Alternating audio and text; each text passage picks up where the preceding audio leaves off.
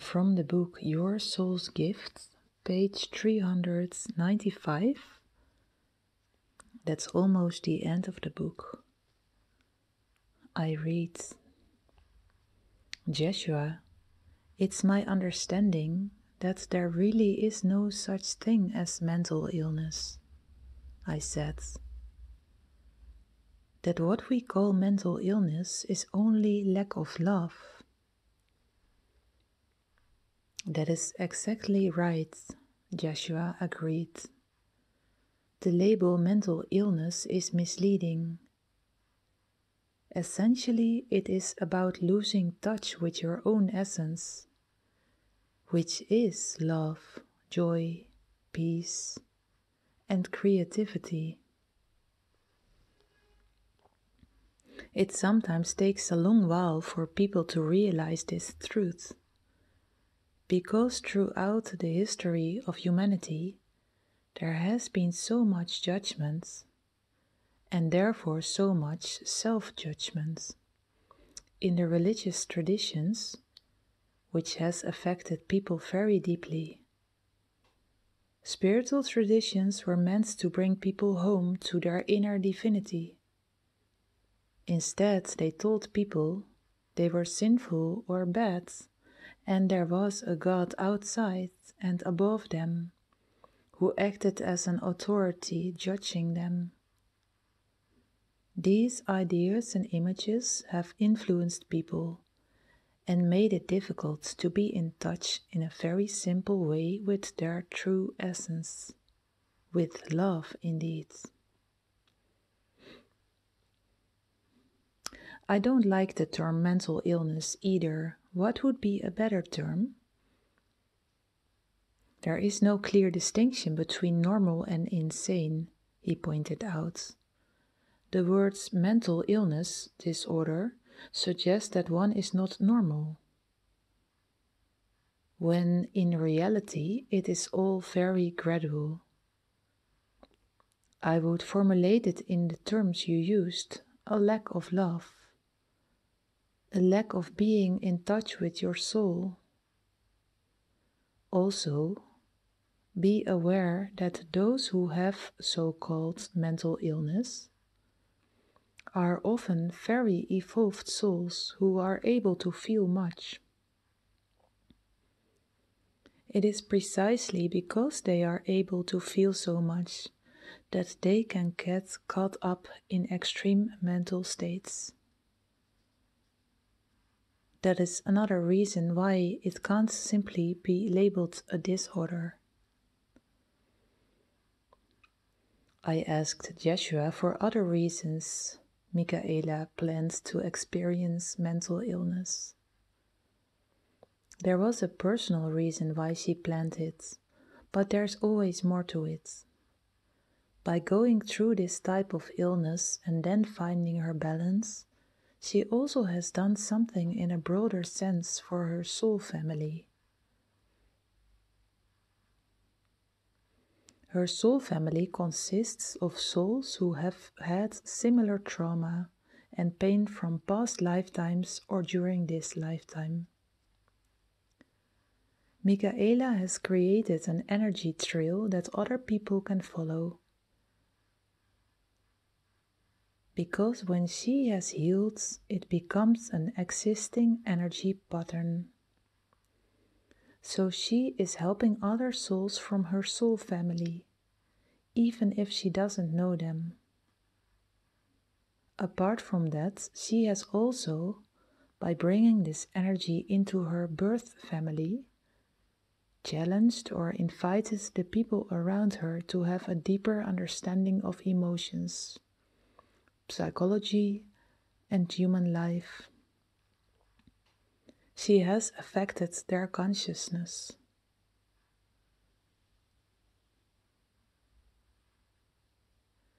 To bring as much healing and specific understanding as possible to people, I asked Jeshua about the forms of mental illness Michaela had experienced.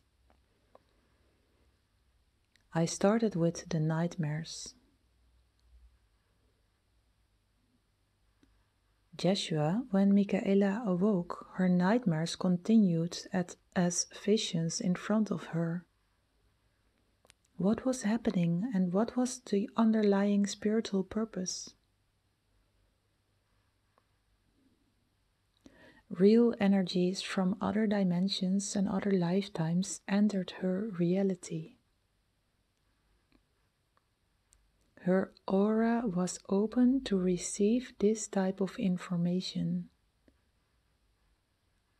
This was meant to happen because it would invite her onto the inner roads, where she would explore and in the end understand these images. When these images come to people in the waking state, their consciousness is not completely focused on their material surroundings. It is a kind of trance state.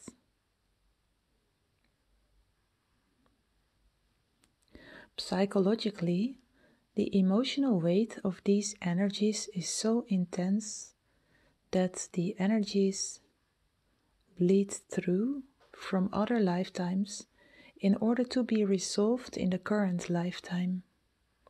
They become more strong presence than the direct physical environment.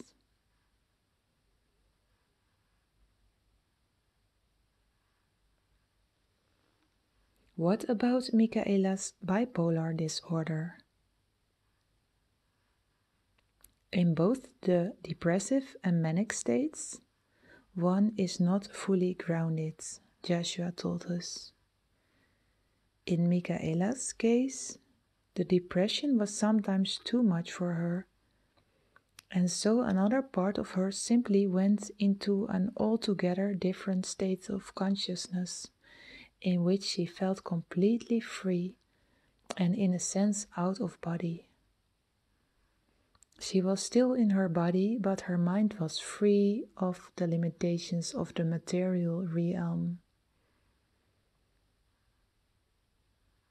In general, the human mind and spirit are capable of experiencing extreme things. One can explain these things partly by studying the brain and chemical processes, but there's also a spiritual meaning.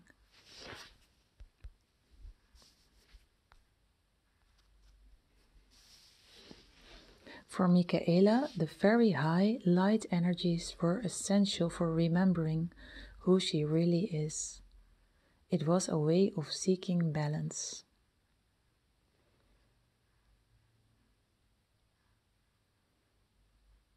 I would also like to ask about the obsessive-compulsive disorder. For example, Michaela had to relock her door again and again. Joshua, what can you tell us about OCD? The mind tries to find ways, behaviors, rituals to control fear and other emotions. This is where the mind gets stuck. It cannot do it, which is very painful. It is in running away from fear that you can develop compulsive behavior. In essence, the solution to this type of disorder is to face the fear directly. And you may sometimes need the help of other people. In saying yes to the fear and welcoming it, you make more sense of it. And then it can eventually go away.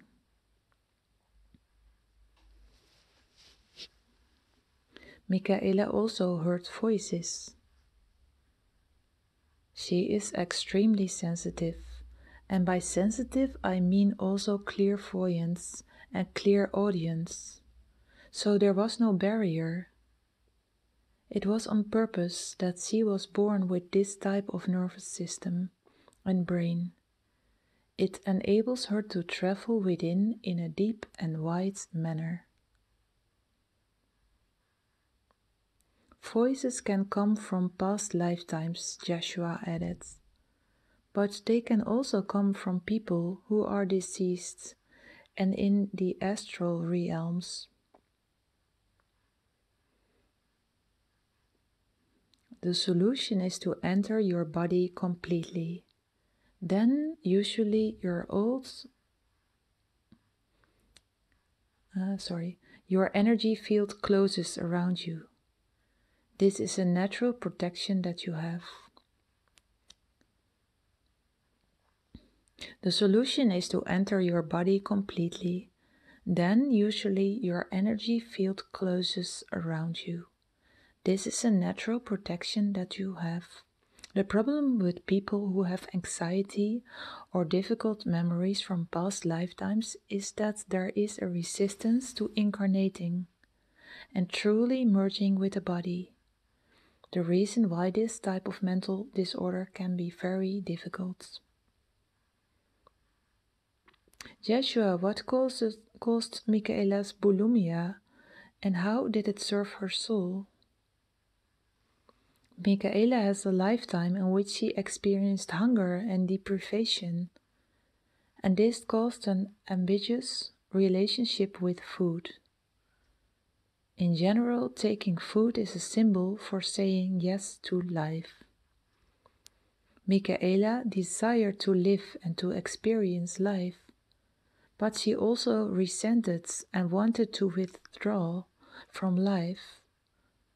The bulimia brought to the surface her inner doubts about whether she wanted to be here among people on earth.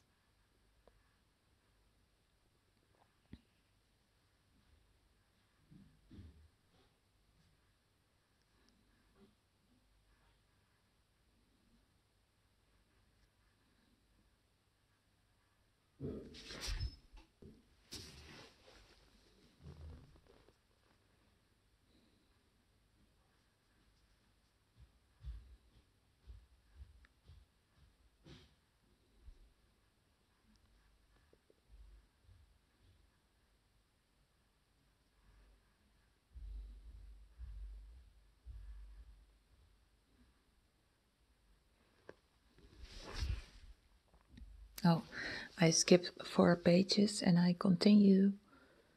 What do you say to those who are currently experiencing a lot of pain from any form of mental illness? You are always loved, Joshua said. People who are in this kind of tremendous pain have a high level of self-judgment. They resent themselves. They often hate themselves. They feel they are failing, and this is so very painful to them. Know that you are beautiful and that you can trust life. You may feel completely stuck in life, but there is an energy, you can call it spirit or God, that never judges you and always tries to offer you new opportunities to get moving again. Life never ends, and death doesn't exist. So it is important to trust life. It wants to help you. In these times, mental imbalance can occur more frequently because people are awakening and trying to live from the heart. There is a rise in sensitivity in people. No matter how difficult it gets, try to find a place of silence within and sense that there is more to life than just what you are thinking or feeling. There is a benevolence energy that always envelops you and always seeks to help. Opening up to help is a major step for people who are completely stuck in self-judgment and fear. Sometimes you need to force yourself to do so. If you open up to life, it will answer your call. The truest medicine is self-love and self-acceptance, and you can start right now. Whenever you feel negative emotions or judgments about yourself, look at it with the eye of a gentle parent. Then you can create a space of self-love every minute of your life. That will bring you home. Whether you are struggling with a minor emotional issue or a huge disorder, the power of love is endless. It is a very soft and gentle power. Humanity needs to discover this power again. And that is what's happening now on Earth.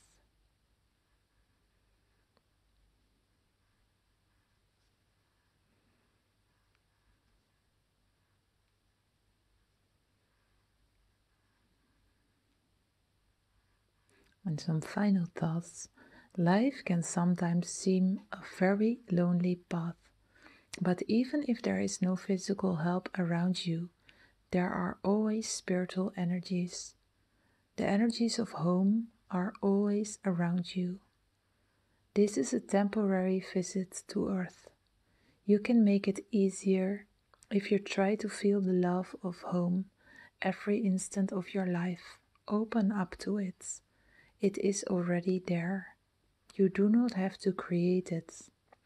It is the natural flow of life. That is my message. Help is always available and you are never alone.